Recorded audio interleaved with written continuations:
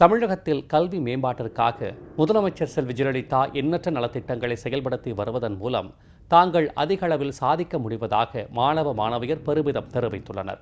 கும்பகோணத்தில் 10 மற்றும் 12ஆம் வகுப்பு தேர்வில் அதிக மதிப்பெண்கள் பெற்ற மாணவ மாணவிகளுக்கு ஊக்கத்தொகை மற்றும் கேடயங்கள் வழங்கும் நிகழ்ச்சி நடைபெற்றது.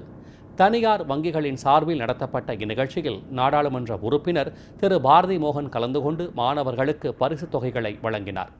கல்வி வளர்ச்சிக்காக முதலமைச்சர் செல்வி ஜெயலலிதா அதிக அளவு நிதி ஒதுக்கீடு செய்திருப்பது, மாணவ மாணவியருக்காக செயல்படுத்தப்படும் எண்ணற்ற நலத்திட்டங்கள் போன்றவற்றால் தாங்கள் தேர்வில் அதிக மதிப்பெண்கள் பெற முடிந்ததாக மாணவர்கள் மகிழ்ச்சி பொங்க தெரிவித்தனர். இதற்காக முதலமைச்சருக்கு அவர்கள் நெஞ்சார்ந்த நன்றியினை தெரிவித்துக் கொண்டனர்.